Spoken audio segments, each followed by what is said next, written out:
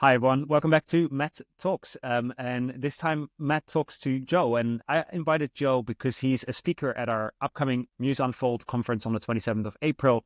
And I thought it would be great to introduce him to you and also to invite a different perspective into the room, because often I talk about the technology and I talk to people that are living in hotels. But Joe comes out of L&R hotels or properties where they own and manage a number of properties across the globe. And he has a very different perspective from like almost a helicopter view looking at hotel operations. And I thought it would be good to invite Joe into the podcast this week. Joe, welcome. Thank you very much for having me, Matt. Do you want to maybe give us a little bit of background on what made you like who you are today in your role? So like, what's your education? What are the jobs that you did before?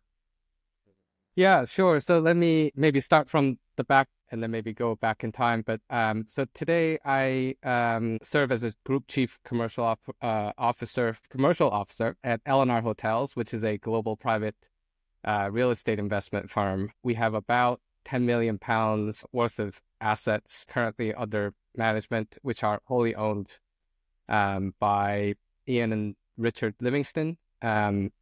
We have 115 hotels globally, ranging from an extended stay hotel to mid-scale to iconic luxury hotels all throughout Europe.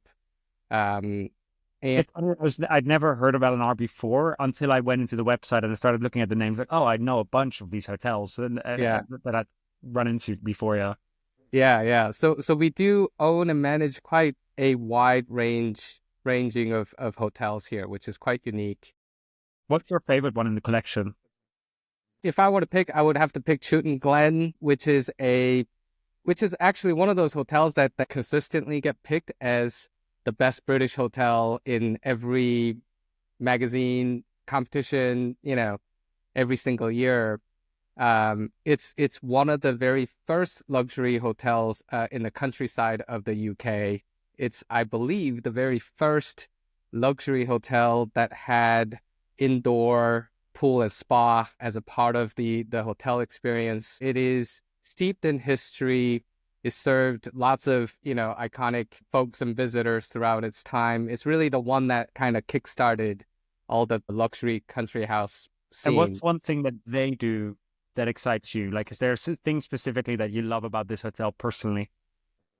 So it probably goes a little bit counter to what you do for the industry, but it's actually quite old school in the way that when you go and stay there, not the product is old school, it's very modern, and the product itself is very nice, but they do believe in the old school human touch, that white glove service, just making you feel very welcome. Everyone, like you go there and stay there, even as a guest staying at our standard room, you feel like you're getting a VIP treatment that maybe only the true VIPs get elsewhere. And so, Hospitality.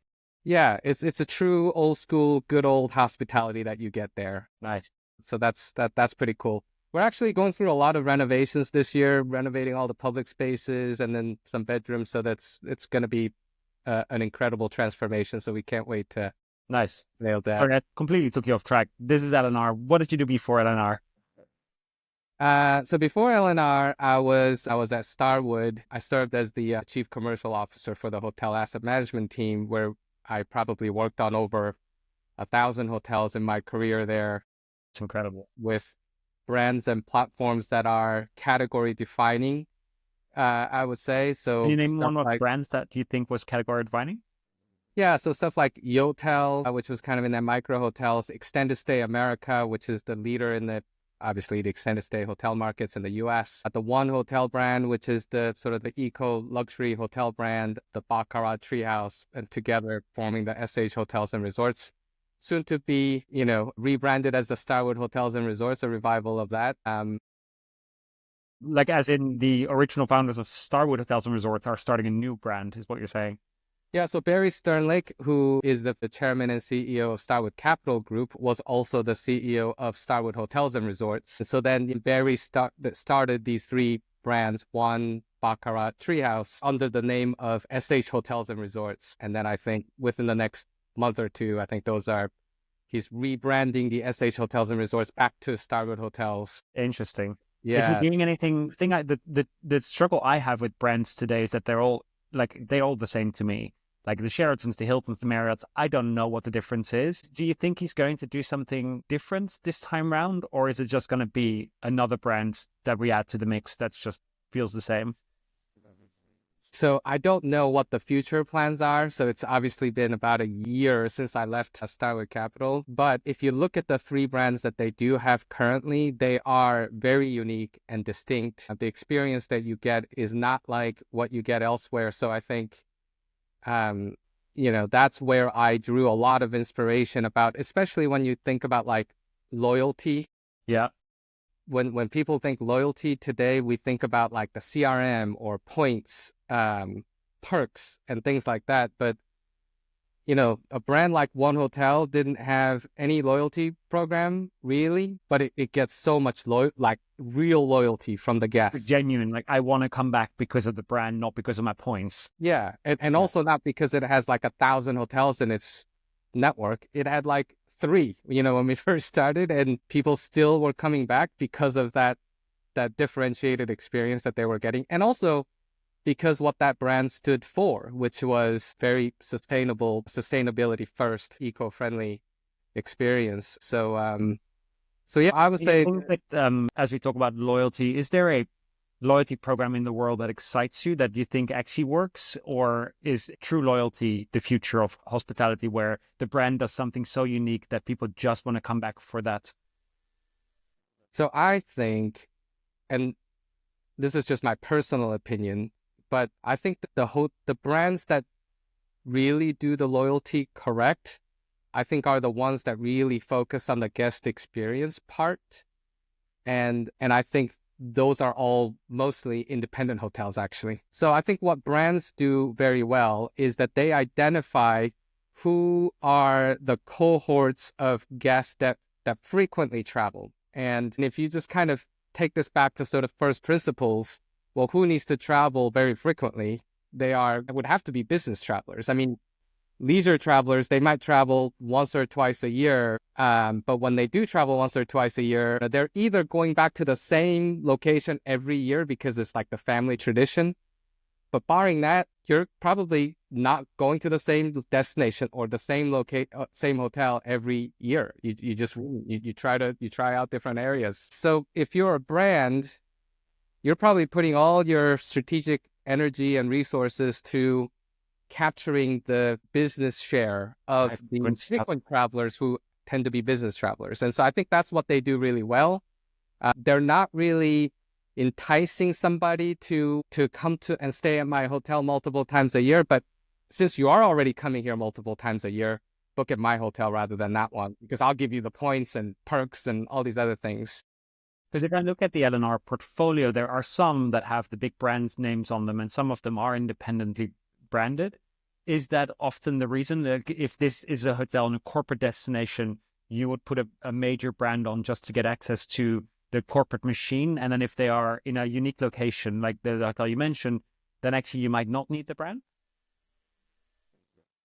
Generally speaking, yeah. Generally speaking, there will always be some exceptions, but I do think that it also depends on what kind of investor you are. So if you have a very discretionary patient capital like we do, because we don't have lots of, investors and we don't run a fund, this is private capital that we have access to. You can invest in a destination or a hotel to try and transform that property and then hold that property for a very long time to make sure that you are really truly delivering a vision that you had for that hotel. And if you're doing that in a remote, hard to get to destination, then you probably don't need a brand, because what you're trying to do is establish that property as the destination. And so in that way, you actually want to create something very unique and differentiated. And so then by definition, brands are less appealing. But if I were in the same shoes and then you ended up with this asset, but now if I'm more of an opportunistic or value add investor and I have a much shorter hold period, I am now thinking about my exit plan as I own this hotel. And so then I have to think about, well, then how do I exit? Who's going to be my next pool of buyers? Would they want to convert this into a branded hotel? Because they may not share the same ideas and values as me. And so then, I might run it as more, set it up as more generic and more turnkey ready state, where my technology stack may be fairly similar to what the brands have. I'm not trying to go crazy with any of these systems, because I know in a 3 years time, I'm going to sell this, and then the next buyer may want to turn it into a brand. Yeah. So yeah, so there are lots of things to think through. I guess the one key thing that I should mention is that I've only been at L&R for 3 months, and so I'm still learning about sort of the history of all of the transactions and the ownerships of our assets. Nice. Yeah, I guess what I just talked through is sort of more general thoughts. And did you study hotel management, or did you come more from a finance background? Like, what was your growing up kind of your ambition? Yeah, no, so I actually went to college wanting to study computer science at University of Washington, which is the state that I grew up. And I actually changed my major 3 times while I was at the UW, until I realized that I still didn't know what to do with my life. And then I started working at a by Marriott in downtown Seattle as a front desk agent, and realized that, I could probably do this. This is fun. Like, I had a lot of fun working at the front desk and dealing with people and solving problems, and so my manager at the time. We were just talking about SOPs yesterday internally, and I said, no, I remember the SOP. Like, I had to use the guest name 3 times. I had to mention 2 facilities. I had to tell them the breakfast times. That was the check-in procedure. And I said, I think SOPs are disappearing now, and we're looking for personality. But did you guys have this really strong SOP culture back then when you were at the front desk? No, we didn't. No? I mean, okay, so it's been more than 20 years, right? So I don't remember down to that detail, but what I do remember, the only rule that I remember is, I think, what was called a 15-5 rule. So like, if a guest is 15 feet away, you smile. And when the guest is within 5 feet, then you acknowledge and say, hello, what can I help you with, sort of thing. That's like the only real like rule that I remember from my front desk days. Like, there was a rule where, like, if you're at the desk, always look up and acknowledge them with your eyes.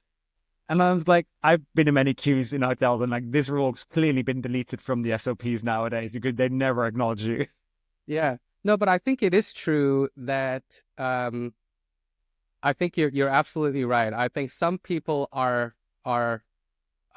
just have more aptitude to being in that kind of front desk / hospitality roles, because you just like helping people. And then making, you get enjoyment out of making that guest smile, right? And then there are some people who are, just not into that stuff, and, they're just kind of in the wrong roles. But I don't think, if you have the right people, I think you definitely can provide that hospitality with less rigid SOPs. Yeah, I think so. I think less allows for freedom and hopefully more creativity to do something special.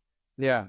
Yeah. And like, the biggest chunk of your career sounds like it's been with Starwood Capital. You said you worked there for 12 years. You've touched on like about 100 hotels in that lifespan. What's something that you've left behind as a legacy? Like, what's a thing you implemented or that you really stood for that helped Starwood like develop one of the brands or really make hospitality better? One thing that I have learned out of that process is that actually the biggest uplift in any hotel's performance tend to be just doing the basics right. So it's not the fancy PR marketing. It's not the amazing 360-degree view of your customers and implementing some fancy CRM system. It's actually mostly about serving your guests right, and then operationally, making sure that nothing is broken and rooms are clean and your guests are happy and your team members are happy. And then beyond that, when it comes to sort of this arena of commercial, it's really just about, the right pricing strategy with the right inventory management. Make sure that your foundational data is correct. So otherwise it's garbage in and garbage out, and then that just messes up your entire strategy.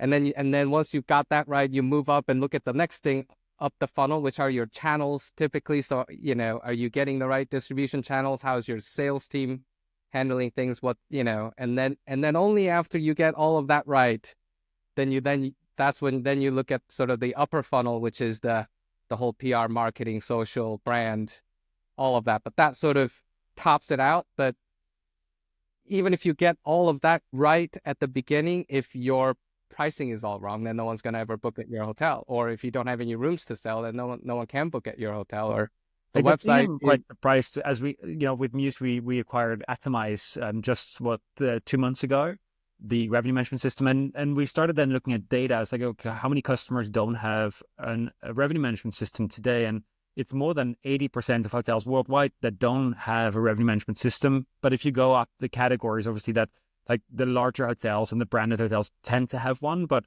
what do you like? Why do you think that so many hotels don't have a revenue management system today?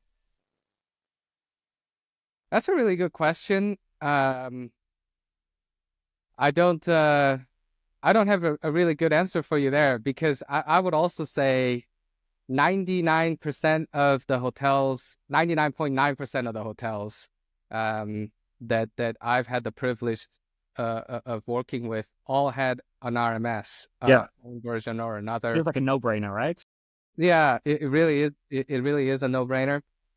If I were to sort of take a guess at why some hotels don't have it, it would be, A, they're just not aware of the upside potential of having an RMS, or often that hotel is managed by, a few senior leaders who's been there for 10, 15, 20 years, who's actually been doing what they've always been doing.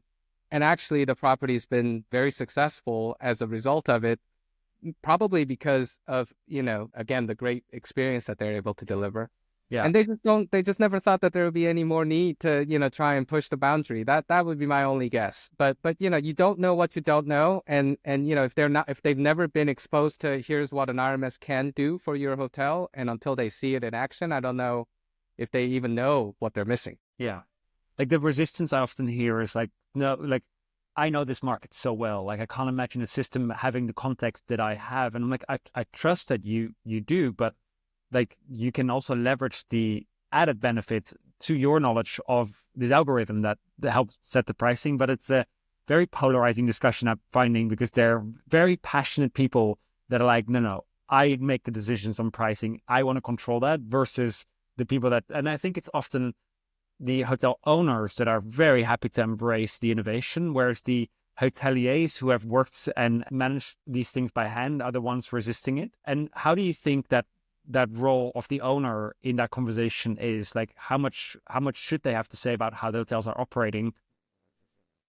Well, generally, the owners have a lot of say in technology. Well, ultimately, because the person who's paying for any expenses at the hotel are the owners, right? And so, yeah, the owners would have a ton of say in that. Suppose it's, how sophisticated is that owner to know and understand the impact an RMS can have in transforming your revenue upside. That'd be one thing. But I think again, if any sort of the sophisticated institutionalized investors all see the value of having great technology, and RMS being one of them. And so I would imagine any hotel that managed for some institutional investors, they would all have an RMS in their hotels. I can't imagine, why not? Nice. And if you look at the performance of one of your hotels, what are some of the metrics that you would look for to judge performance? Because there's the traditional RevPAR, I'm assuming, is one of the metrics that you have access to, but are there other things than RevPAR that you look at to show whether a hotel's performing or not?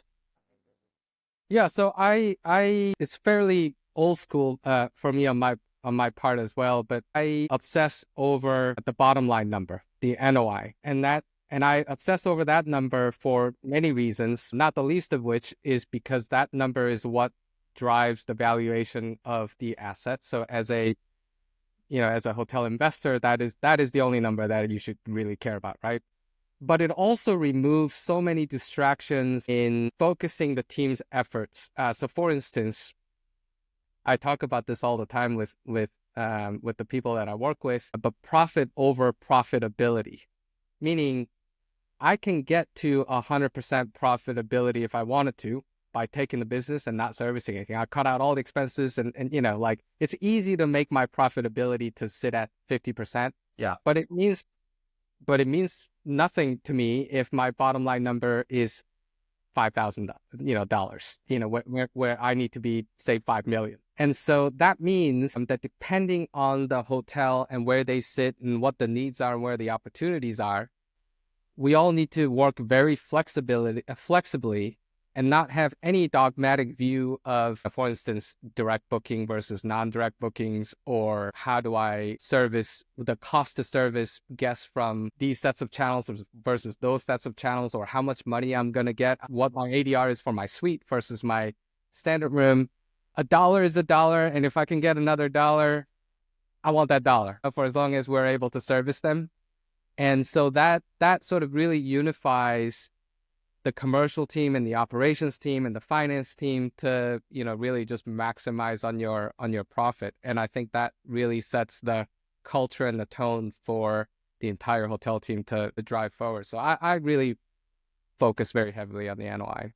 And then you look at it per square meter, or like, how do you evaluate whether the output is good? Like, what's the context?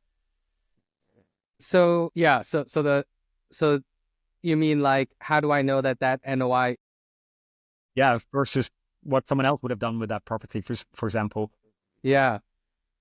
So also, I think, so there's a few different examples. So I suppose just as a general rule of thumb, you would have had to, what is a good NOI number kind of derives from the valuation of that hotel, right? Because I bought this hotel for an X price, and when I bought it, I had my business plan, and that told me that 10 years from now, it needs to be valued at Y in order for me to then, generate my return. And in order for that to be, if it needs to be valued at Y, then it needs to then have an NOI of Z, right? So then that gives you an NOI number in my mind about what a good NOI number is, or at least target where I need to run towards. That's a very general sense of how people attach, what does a good NOI look like? It kind of comes from that logic. Love that.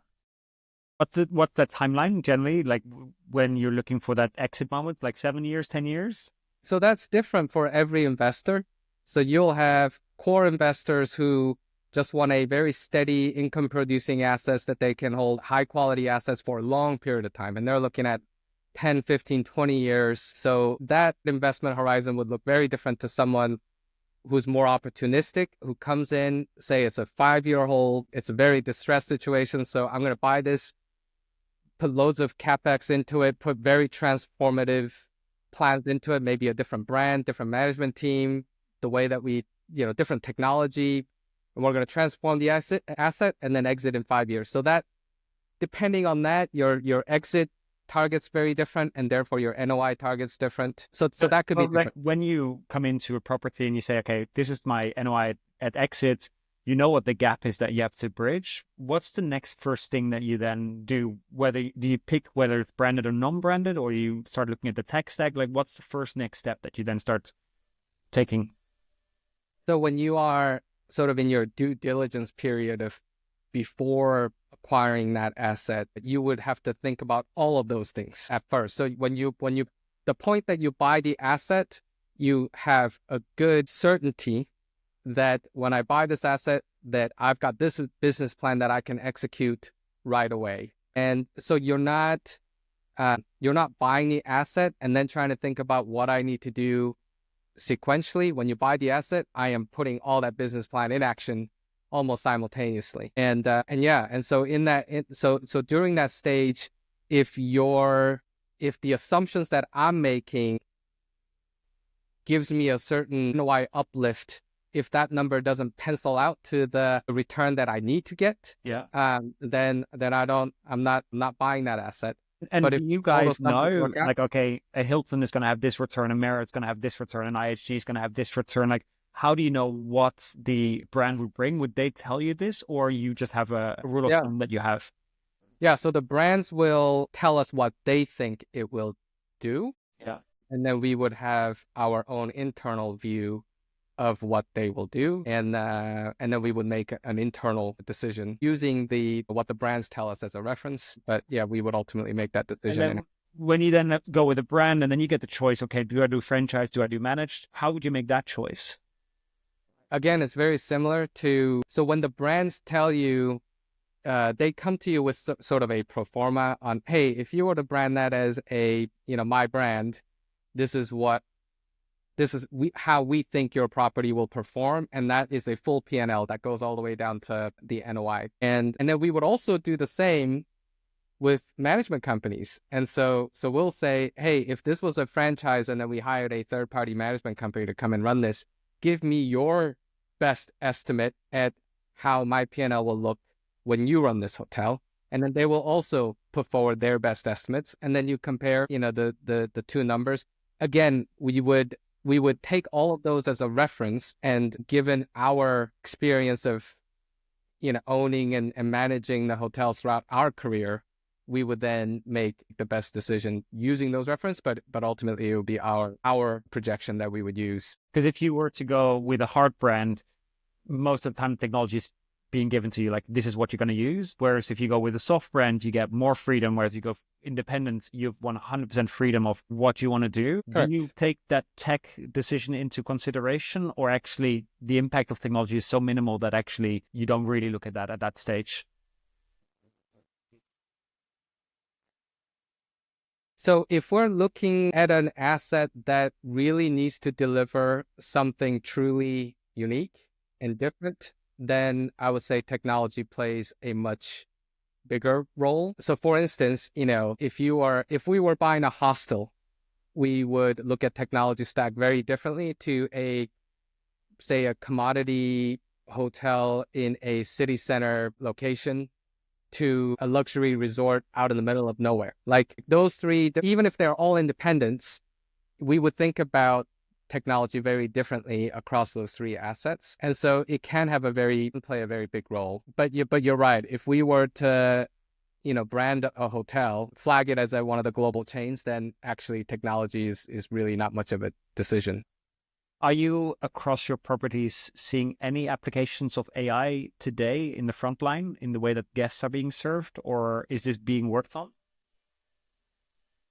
So we have tried a few. It's mostly to leverage the large language model of the LLMs that are out there, right? So stuff like online reputation management. So AI actually doing the responding and giving you the insight of what people are saying to, provide better service at the hotels. We've also tried having like a chatbot looking thing on the websites that kind of act as an FAQ service almost. If you have any questions or whatever, you talk to this AI chatbot and then it tells you more answers.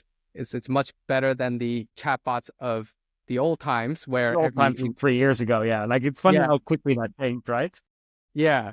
So this thing, So I think we do see a lot more engagement and stuff like that out of the LLM chatbots. Yes.